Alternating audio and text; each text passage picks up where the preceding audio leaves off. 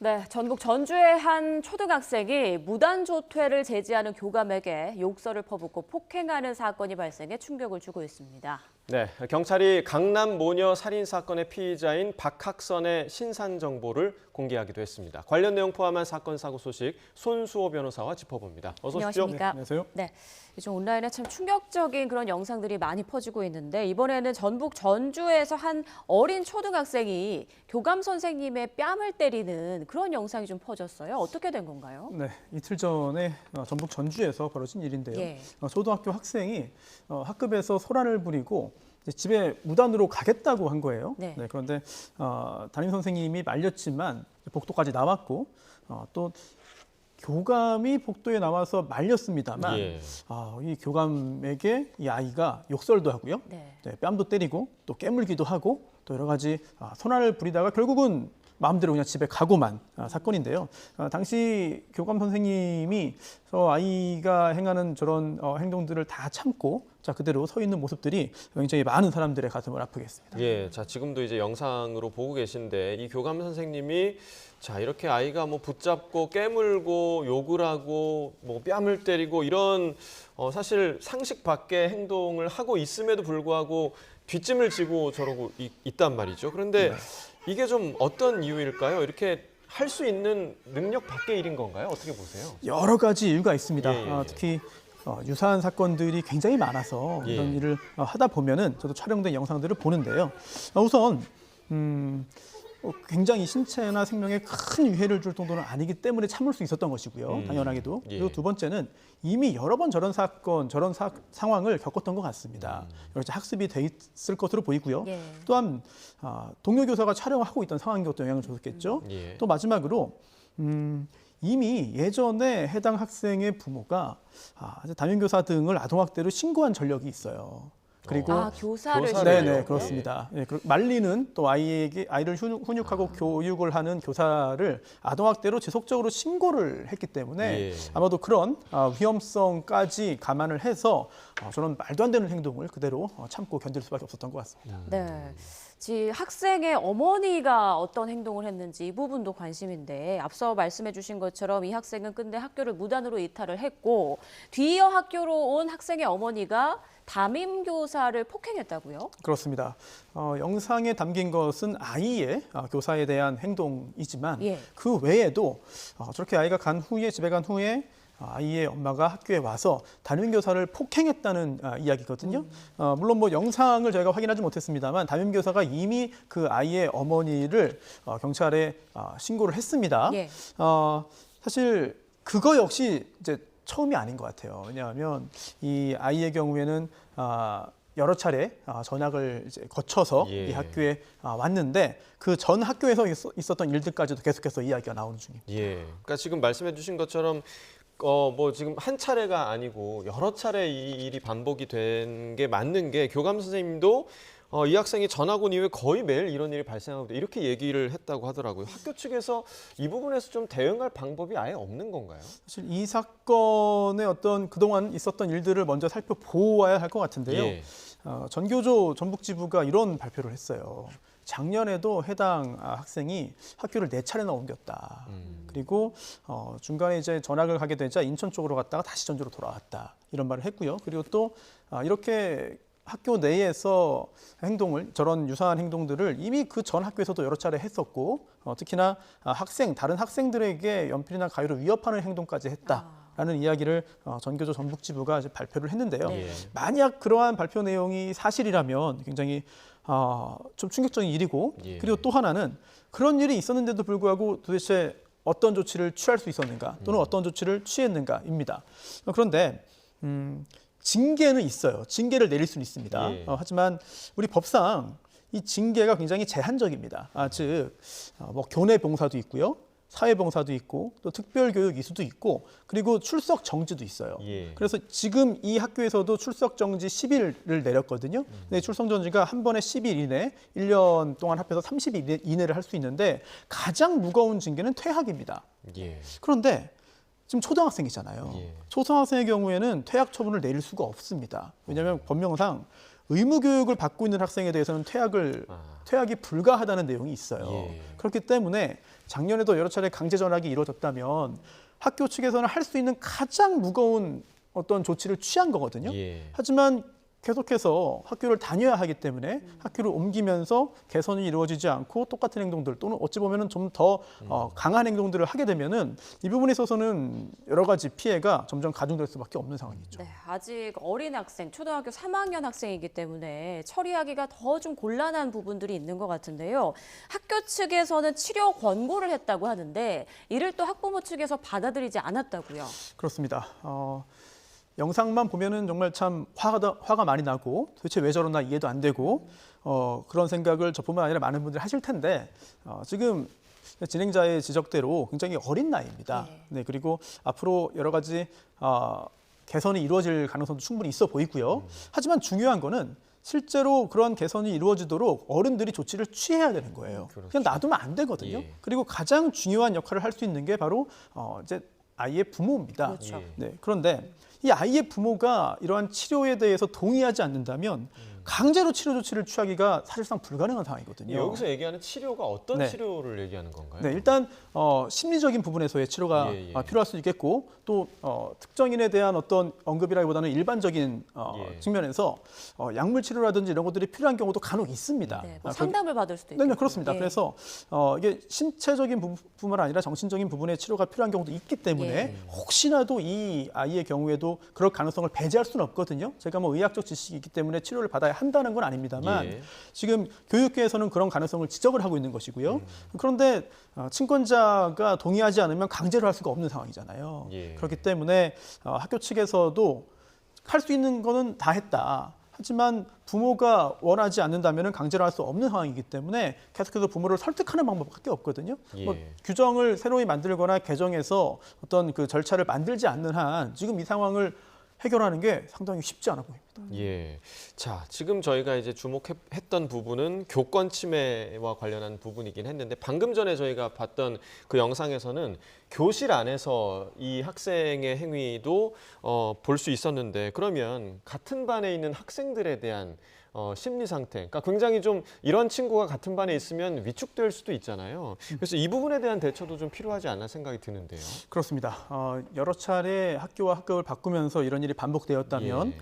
이런 상황을 직접 목격한 친구들도 많을 거잖아요. 예, 예. 그렇다면은 물론 뭐 어린 나이니까 보고 잊을 수도 있겠습니다만 굉장히 크게 걱정이 돼요. 굉장히 충격적인 일이기 때문에 계속해서 기억에 남을 수 있거든요. 그렇다면은 그러한 다른 학생들이 받은 충격에 대해서 어떻게 조치할 것이냐 여기에 대한 심리 치료라든지 심리 상담 등도 당연히 이루어져야 될 것으로 보이고요. 또 잘못된 신호를 줄 수도 있습니다. 뭐냐면 저렇게 해도 되는구나. 저렇게 해도 괜찮구나. 그렇죠. 아니면 예. 한 걸음 더 나아가서 저렇게 해도 선생님들은 그냥 당하고 말이구나. 저렇게 해도 별다른 피해를 입지 않는구나. 라고 한다면 꼭 저런 행동뿐만이 아니더라도 기타 해서는 안 될 행동을 조장하거나 또는 유도하는 그런 안 좋은 결과를 낳을 가능성도 배제할 수 없겠죠. 그렇죠. 예. 학교에서 이루어지는 모든 것들이 이제 교육이 될 수 있기 때문에 정말 신중하게 접근을 해야 될 것 같습니다. 교사 측에서는 지자체의 적극적인 개입을 요구하고 있는 것으로 전해졌는데요. 지자체에서는 이런 교권 침해에 대해서 어느 정도 개입을 할 수 있는 건가요? 네, 일단 지금 교사들 그리고 또 교사 단체에서는 교육감이 예. 해당 학부모를 고발해라. 네, 이런 입장을 내고 있고요. 그리고 또 조금 전에 이제 치료 등 이야기를 했습니다만 친권은 굉장히 강력합니다. 강력하게 법적으로 보장이 됩니다. 그렇기 때문에 그러한 친권이 그대로 남아 있다면 강제로 어떤 조치를 취하기는 쉽지 않거든요. 따라서 친권에 대한 어떤 일시 정지라든지 또는 상실 조치도 법에는 마련되어 있습니다. 물론 아주 지극히 예외적인 경우긴 하고 또 이 경우에 이 사건의 경우에 친권 일시정지나 상실이 필요하다는 이야기는 아직까지 드리기 어렵습니다만 예. 그런 제도는 있거든요. 그런데 그렇게 하기 위해서는 아동 학대가 인정되어야 됩니다. 그리고 또 아동학대. 네네. 예. 그리고 또 아동 학대라는 게 우리 법상 여러 가지 예시를 들고 있습니다만 신체적인 학대만 학대가 아니거든요. 방임도 학대입니다. 그리고 그 방임 중에도 기본적인 의식주를 챙겨주지 않는 형태의 방임도 있습니다만 교육을 제대로 하지 않는 방임도 있고요. 그리고 또 의료적인 방임도 있어요. 예. 치료가 필요한데 치료에 응하지 않거나 치료 조치를 진행하지 않으면 그거 역시 우리 법상 아동 학대, 의료적인 방임으로 해석될 가능성이 있거든요. 그렇다면 지금 이 아이의 경우에 또 여러 가지 치료가 필요한 상황이고 또한 그러한 치료를 해야 될 친권자의 의무가 있는데 그러한 이행을 하지 않았다면 여러 가지 그 친권에 대한 어떤 여러 가지 배제 또는 일시정지 조치가 가능할 것이고 그걸 청구할 수 있는 거는 검사도 가능하고요. 지자체장도 가능합니다. 물론 이 사안이 과연 그 정도의 사안이냐, 법적으로 과연 인정될 것이냐 여부는 단순히 영상 하나만 봐도 되는 것이 아니라 그동안 있었던 모든 일을 다 두루두루 이제 검토를 해서 예. 종합적인 판단을 해야 되는 것입니다만 이론적으로는 그런 절차들이 마련되어 있습니다. 예, 앞으로 좀 어떤 조치가 이어질지 좀 지켜봐야 할 대목인 것 같고요. 자, 다음 주제로 좀 넘어가 보겠습니다. 최근에 이 서울 강남 한 오피스텔에서 모녀를 흉기로 찔러 살해한 사건이 있었습니다. 피의자 60대의 신상 정보가 공개가 됐죠. 박학선이었는데요. 경찰 심의위원회에서 이 신상 정보 공개를 판단한 근거가 좀 어디에 있을까요? 네, 지금 우리 법상 이 신상 정보, 특히 얼굴, 이름 등을 공개할 때 여러 가지 기준을 두고 있는데요. 예. 그 중에 다양한 기준들이 있습니다. 범죄 수단이 잔인하고요. 또한 중대한 피해가 발생해야 됩니다. 그리고 피의자가 그 죄를 범했다고 믿을 만한 충분한 증거가 있어야 되는데요. 여기에 더해서 국민의 알 권리 보장 그리고 또 피의자의 재범 방지 또는 범죄 예방 이렇게 오로지 공공의 이익을 위한 필요성이 인정되어야 하는데 이번에 위원회는 이러한 요건들이 모두 충족되기 때문에 박학선의 얼굴, 이름 등의 신상 정보를 공개하기로 결정했습니다. 예. 네, 이번 사건이 그러니까 헤어지자고 말을 하는 걸 듣고 네. 화가 나서 그러니까 연인과 그의 딸을 함께 살해한 그런 정말 충격적인 사건인데 이번에 이제 신상 공개된 사진과 실제 얼굴이 사실 그동안 좀 다른 경우들이 많았잖아요. 그런데 이번에 개정된 이후로 경찰이 처음 공개하는 머그샷이라고요. 그렇습니다. 예.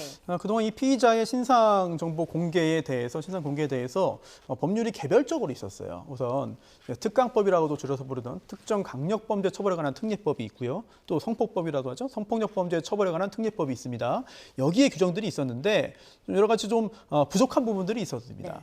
즉 피의자 외에 이제 재판에 넘어간 후에 피고인의 경우에는 뭐 공개할 수 없다든지 아니면 대상 범죄의 범위가 너무 좁다든지 이런 것들 그리고 또 우리가 이제 머그샷이라고 이른바 예. 부르는 그런 예. 그 사진을 강제로 촬영할 근거가 없었습니다. 그러다 보니까 사진 촬영에 응하지 않으면 예전에 가지고 있었던 어떤 신분증 사진 등을 이용했기 때문에 또 완전 다른 사람으로 보이는 경우들이 있었거든요. 예. 목적으로 이루지 못하는 경우들이 상당히 많았죠. 그래서 이번에 법을 새로 만들었습니다. 특정 중대범죄 피의자 등 신상정보 공개에 관한 법률인데요. 작년에 만들어져서 시행된 게 올해 1월이에요. 얼마 안 됐습니다. 네. 이런 상황에서 동의가 없더라도 촬영을 할 수 있고 또한 촬영한 사진을 홈페이지에 30일간 공개할 수 있는 그런 제도가 마련되었고 이번에 경찰 단계에서는 처음으로 공개됐습니다. 즉 검찰 단계에서 공개된 사례는 이전에 있었고요. 예. 그렇습니다만 경찰에서는 처음으로 머그샷을 촬영해서 공개한 첫 번째 사례입니다. 네, 경찰 단계에서는 처음이었다. 근데 최근에 아마 이거 기억하는 그 시청자분들 많으실 텐데 또 다른 교제 살인 사건이 있었잖아요. 그러니까 의대생 살인 사건이 있었는데 이때는 피의자 신상 공개를 하지 않았었거든요. 네. 이때와 지금 이 사건과의 차이점이 좀 어디에 있을까요? 예, 이거 역시 관련 규정을 좀 봐야 되는데요. 예. 좀 전에 피의자 신상 정보 공개할 때 그 요건들을 여러 가지 말씀드렸습니다. 예. 그런데 그러한 요건들을 두루두루 감안해서 신상 정보 공개 여부를 결정할 때 검사와 경찰이 종합적으로 고려해야 할 사항들이 또 추가적으로 법에 규정되어 있어요. 그게 뭐냐면 범행 후의 정황, 피해자 보호 필요성, 그리고 피해자의 의사입니다. 즉 이런 것들을 종합적으로 고려해라라고 법이 규정하고 있는데 이때 피해자가 사망했으면 이제 유족을 포함하는 거거든요.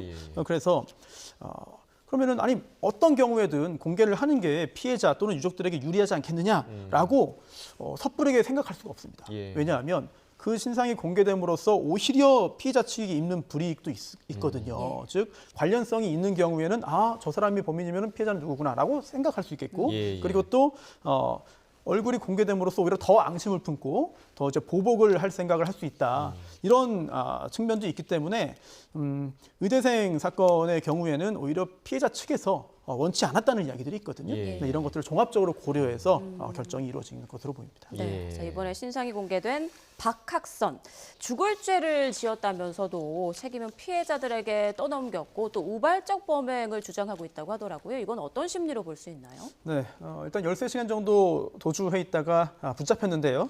범행 사실 자체를 부인할 수는 없었을 것입니다. 범행 사실은 자백을 했는데 실제로 우발적인 범행일 가능성도 배제할 수 없죠. 네, 하지만 계획적인 범행이었음에도 우발적인 범행이었다고 발뺌하는 경우도 적지 않습니다. 예. 왜냐하면 유죄 무죄 여부가 이미 사실상 결정된 상황에서는 중요한 건 형량이잖아요. 예. 그렇다면 특히 살인에 있어서는 계획적인 살인이냐 우발적인 살인이냐가 굉장히 중요한 양형 요소 중에 하나거든요. 따라서 계획적인 살인이었다면 형량이 더 올라갈 것이고 만약에 우발적인 살인이었다면 그래도 좀 참작될 것이기 때문에 이 피의자 입장에서는 계획적이 아니었다고 주장을 할 것이고요. 그리고 여기서 계획적이었냐 우발적이었냐는 사실 여러 가지 종합적인 요소를 통해서 판단 가능한 것입니다만 중요한 것 중에 하나는 바로 흉기입니다. 처음엔 흉기가 발견 안 됐는데 버리고 도망갔거든요. 그 후에 이제 지금은 흉기를 찾았는데요. 예. 그 흉기가 만약에 처음부터 준비해서 가지고 간 것이라면 계획 살인일 가능성이 더 높아지는 것이고 그게 아니라 범행 장소에서 격분한 상태에서 손을 뻗어서 습득한 다음에 활용을 했다면 조금이라도 이제 우발적 범행일 가능성이 높아지는 것이기 때문에 예. 흉기가 무엇인지를 봐야겠고요. 예. 또 하나는 형량 관련해서 가장 중요한 건 뭐 전과 여부 그리고 또 유족들과의 합의 여부입니다. 네. 또 하나 이런 경우에 여러 가지 교제에 관련된 그런 살인으로 현재는 짐작이 됩니다만 거기에 더해서 금전적인 부분의 관련성도 항상 염두에 둬야 돼요. 예, 예. 즉 연인 관계지만 연령대를 고려할 때 어떤 금전적인 거래가 있을 가능성도 배제할 수는 없거든요. 그렇다면 단순히 교제 관련된 범행이라기보다는 여기에 더해서 채무를 숨기거나 예. 기타 또는 그 반대 상황이거나 이런 것들도 범행의 어떤 배경이 있지 않겠느냐. 그런 예. 가능성도까지도 열어놓고 수사를 해야 될 것 같습니다. 네, 뭐 여러 가지를 말씀해 주셨습니다만 사실 이제 피해자 모녀는 이미 세상을 떠난 상황이고 지금 박학선은 우발적인 범행이었다 이렇게 박학선의 주장만 남은 상황이잖아요. 네. 이랬을 때 그 재판 과정에서는 어떤 점이 좀 고려가 되나요? 네, 계획적 살인이냐 우발적 살인이냐가 중요한 양형 요소이기 때문에 네. 굉장히 치열한 다툼이 벌어지는 경우들이 있습니다. 네. 그런데 일단 증거가 필요한 것이죠. 이를 판단하기 위해서는 가해자와 피해자가 주고받은 여러 가지 통화 내용이나 메시지 등이 있을 거거든요. 그렇다면은 이 사건이 벌어지기 전에 혹시라도 어떤 불이익을 고지한 적이 있었는지 또는 그 주변을 배회한 적이 있었는지 또는 뭐 범행 도구 등에 대해서 어떤 준비라든지 이런 것들이 있었는지 여부를 종합적으로 본다면 이런 범행의 계획성, 우발성은 그렇게 판단하기가 어렵지는 않을 것 같습니다. 네, 예. 그렇습니다. 이제 다음에는 유튜버가 불을 지킨 두 사건을 좀 볼 텐데요. 먼저 2004년에 경남 밀양에서 발생했던 여중생 성폭행 사건. 가해자들의 신상이 지금 온라인에서 많이 퍼지고 있잖아요. 그렇습니다. 예. 20년 전이잖아요. 예. 네, 2004년에 벌어진 일이고 피해자는 한 명입니다만 가해자는 당시에 이제 44명. 또 어떤 보도에 따르면 훨씬 더 많았는데 공식적으로 이제 남은 것이 44명이라는 보도도 있습니다만 어쨌든 굉장히 많은 범죄자가 굉장히 많은 사람이 한 명의 피해자에게 성범죄를 저지른 사건이잖아요. 그런데 20년이 지난 지금에 와서 다시 또 많은 사람들의 기억을 되살리고 있습니다. 예. 당시 이 범죄에 가담한 가해자들, 범죄자라고 말하면 약간 좀 정확하지는 않을 수 있습니다. 예. 이 가해자들의 신상을 이제 온라인을 통해서 유튜브 등을 통해 가지고 계속해서 공개를 하는 것인데요. 예. 20년이 지났기 때문에 지금 현재 직업도 다양하고 또 사는 곳도 다양하고 또 현재 상황도 굉장히 좀 다양한데 이런 것들을 하나 둘 공개하고 있기 때문에 당시 사건에 대한 어떤 환기도 되고 또 당시 왜 그런 일이 벌어졌으며 왜 조치가 그렇게 이루어졌는지에 대한 공분을 또 자아내는 그런 예. 계기가 되는 것 같습니다. 자, 근데 문제는 이제 저희 지금도 방금 이제 그 가해자로 추정되는 그런 사람들의 모습이 저희가 이제 뉴스이기 때문에 블러 처리가 됐습니다만 온라인에서는 이 가해자의 뭐 사진, 직업, 가족관계 이런 것들이 모자이크 처리 없이 좀 올라오더라고요. 저도 SNS를 하다 보니까 이게 그냥 바로 보이는 경우가 굉장히 많던데 이렇게 여과 없이 노출되는 상황을 좀 저희가 어떻게 봐야 합니까? 좀 우려스럽습니다. 예. 왜냐하면 누군가는 속 시원하다고 느낄 수도 있고 또는 저렇게 해야 뭐 범죄자가 범죄 저지르지 않는다. 저렇게 해야 겁먹는다라고 뭐 주장하고 생각하는 것도 뭐 일리는 있겠습니다만 예. 하지만 사적인 제재거든요.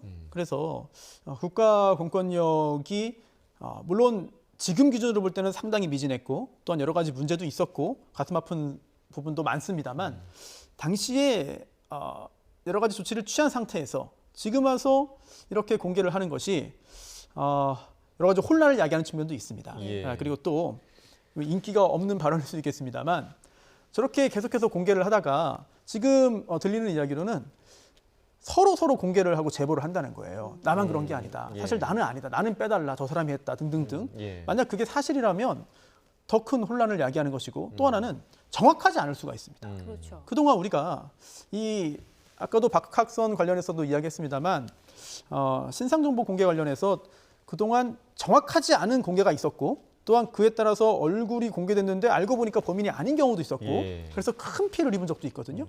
이거를 막기 위해서 제도화한 건데 이렇게 그런 제도가 마련돼 있는데 거기에 해당되지 않는다고 해서 이렇게 공개를 할 경우에 예. 그리고 또 정확하지 않고 틀린 정보라면 예.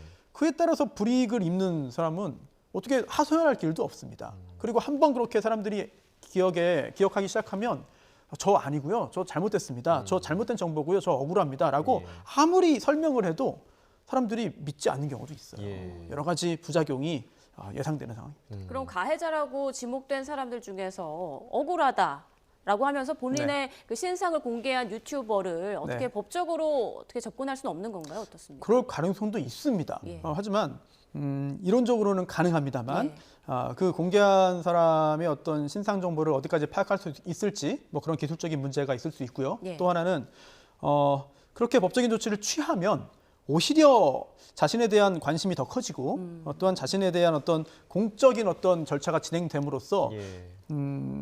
어찌 보면은 얻는 것보다 잃는 게 더 많을 수도 있거든요. 어. 그렇기 때문에 아마도 공식적인 법적 대응을 하기는 쉽지 않을 것으로 보입니다. 공식적으로 하기에는 이제 그 부분에 대해서 더 소극적인 그런 대응이 될 수 있겠다라는 말씀이시죠. 자, 다음 주제 얘기도 해보면 약물에 취해서 운전하다가 이제 사람을 숨지게 하고도 제대로 된 사과도 하지 않고 조치도 하지 않고 했던 그 이른바 압구정 롤스로이스 사건 아마 많은 분들 기억을 하실 텐데 이 사건 가해자들의 돈줄에 대해서 경찰이 좀 파헤쳐 보니까 수천억 원대 불법 도박 조직의 일원이다 이런 사실이 좀 드러난 것 같더라고요. 그렇습니다. 네, 경찰이 이번에 여러 조직들을 이제 붙잡았는데 굉장히 고가의 차량이잖아요. 예. 그리고 또 특별한 직업이 없어 보이는데 이렇게 비싼 차량을 타고 또 약물에 취해서 운전하다 사람을 치고 이게 뭐 쉽게 보기 힘든 일이고 잘 이해가 안 되는 부분이기 때문에 많은 사람들이 짐작을 했습니다. 뭔가 불법적인 일을 하지 않겠느냐, 또한 불법적인 일을 통해서 큰 돈을 벌고 있지 않겠느냐. 그런데 이번에 경찰이 실제로 해외에 근거지를 둔 수천억대 도박 조직 일원이었다는 사실을 밝혀냈고요. 이게 아마 유사한 일을 하고 또한 지금 현재 저렇게 흥청망청 돈을 쓰는 사람들이 한두 명이 아닐 거예요. 네, 이걸 다 어떻게든 붙잡아서 어떻게 조치를 취해야 되는데 과연 어디까지 가능할지는 약간 좀 미지수입니다. 아니 예. 근데 저 롤스로이스 운전자가 재판부에 반성문을 제출하고 있다는 얘기가 네. 들리고 있는데 사실 유족들에게는 제대로 사과를 안 한 걸로 지금 전해지고 있는데 네. 재판부에만 이렇게 반성문을 제출한다는 게 이게 뭔가 진정성이 좀 의심이 되거든요. 네, 그래서 유족들도 이제 분통을 터뜨리고 예. 분노하고 있는 상황인데요. 사실 재판을 받으면서 이제 피고인이 재판부에 반성문을 써내는 것은 자유고요. 예. 그리고 또 그렇게 반성하는 모습을 보여주는 게 굉장히 중요하기도 합니다. 왜냐하면 굉장히 중요한 양형 요소 중에 하나예요. 진지한 반성, 또 피해자 또는 유족과의 합의, 처벌 불원 의사 표시 이것들이 굉장히 중요한 양형 요소인데 그래서 제가 직접 관여하고 있는 작년에 굉장히 시끌시끌했던 사건의 한 피고인도 매일 재판부에 반성문을 내고 있습니다. 지금. 정말 하루도 빠지지 않고. 예. 그래서 공휴일이라든지 뭐 주말 빼고는 매일매일 제출했다는 게 법원에 뜨거든요. 예. 네, 물론 내용이 중요해요. 그래서 많이 내는 것도 중요하지만 어떤 내용인지가 중요한데 만약 이 운전자, 이 피고인이 정말 진지하게 반성을 했고 또한 직접적으로 유족들에게 반성을 전달하지 못했지만 그 내용이 유족들에 대한 반성이 반영되어 있다면 어느 정도 참작이 되겠습니다만 그게 아니라 예. 그게 아니라 오히려 좀 발뺌을 한다거나 아니면 실제 진지한 반성으로 볼 수 없는 내용들로만 채워져 있다면 여러 건의 반성문을 낸다고 해서 양형에 크게 영향을 줄 수는 없는 상황이거든요. 어떤 내용의 반성인지가 중요하겠습니다. 네, 내용이 중요하다고 하셨지만 이 반성문의 내용을 파악하는 것도 사실 좀 주관적이지 않습니까? 그러니까 이게 지금 양형에 반영이 된다는 거에 대한 부정적인 의견도 좀 있을 수 있거든요. 어떻게 보세요? 네, 맞습니다. 도대체 반성이란 무엇인가? 예. 도대체 진지한 반성이란 무엇인가? 그럼 어디까지는 진지하지 않은 것이고 어느 정도 해야 진지한 그렇죠. 것인가? 예. 여기에 대해서 계량화하기는 쉽지 않습니다. 예. 하지만 우리 양형 기준에 이제 중요 양형 요소 중에 하나로 진지한 반성이 들어가 있고 또한 진지한 반성을 판단하는 것은 또 판사, 법관들이 또 충분하게 할 수 있는 요소이기 때문에 예. 그런 부분들을 우리 뭐 건전한 상식으로 판단할 수 있지 않을까라는 생각이 들고요. 다만 중요한 거는 이 반성만 한다고 해서 형량이 내려가는 건 아닙니다. 예. 기타 피해자 또는 유족들에 대해서 얼마나 좀 가시적이고 또한 실질적인 조치들을 취하는 것이냐 이 부분을 보다 더 중요하게 감안할 필요는 있겠죠. 네. 자, 이 사건이 발생한 그해 9월에 또 비슷한 일이 있었어요. 서울 강남에서 주차 시비를 벌이다가 흉기를 휘두른 일명 이번에는 람보르기니 사건. 자, 이 운전자도 같은 사이트에서 도박을 했던 걸로 파악이 됐다고요. 그렇습니다. 그 도박 사이트 운영자는 아니지만 예. 거기 고객인 거죠. 네, 그러다 보니까 한 사이트에서만 하지도 않았겠죠. 여러 군데 했겠습니다만 이렇게 누군가는 불법적인 도박 사이트를 운영해서 돈을 벌고 또 어딘가에는 또 그 돈을 또 다른 데 도박하느라고 쓰기도 하고 불법 자금들이 굉장히 많고 또는 이렇게 범죄를 통해서 번 돈을 흥청망청 뜨는 사람들이 범죄를 저지르고 있다는 사실이 굉장히 많은 국민들을 불안하게 만드는 요소가 있거든요. 예. 이번에 경찰이 많은 사람들을 잡았습니다.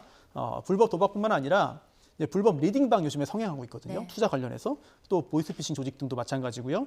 자, 이런 범죄 조직들을 하루빨리 최대한 많이 잡아내야 이제 국민들의 불안감이 조금이라도 좀 해소되지 않을까 싶습니다. 네, 요즘 이렇게 이런 유사한 사건들이 굉장히 좀 많은 것 같아요. 그러니까 네. 꼭 이런 사건이 발생을 할 때마다 고가의 외제차 이름이 등장을 하고 네. 또 젊은 층 사이에서 이런 사건이 좀 발생하는 것 같고 늘 도박도 연루가 돼 있고 이런 현상들을 좀 어떻게 좀 바라봐야 합니까?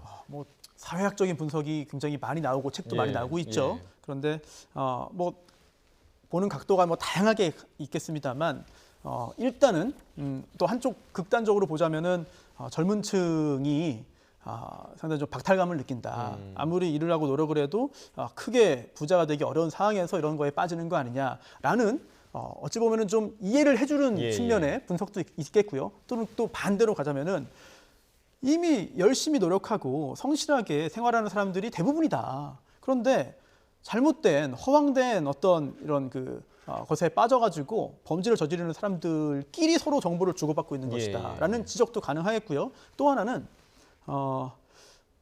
유사한 범죄가 계속 벌어지고 있거든요. 예. 그런데 이거 소탕하는 게 쉽지가 않습니다. 즉 해외에서 범죄를 한다거나 또는 해외에 거점을 두고 우리나라에 있는 사람들을 점조직으로 관리하면서 범죄를 저지른다거나 보이스피싱도 그렇고요. 또 불법 리딩방도 그렇고요. 또 불법 도박도 마찬가지고 온라인을 통해서 할 수 있는 이런 범죄들이 큰 돈으로 이어진다는 그런 설례들이 있기 때문에 예. 계속해서 이런 범죄를 양산하는 것 같습니다. 네, 이렇게 비슷한 일이 반복되는 것에 대해서 모두가 좀 진지하게 고민을 해봐야 될 것 같습니다. 주요 사건 사고들 손수호 변호사와 짚어봤습니다. 고맙습니다. 네.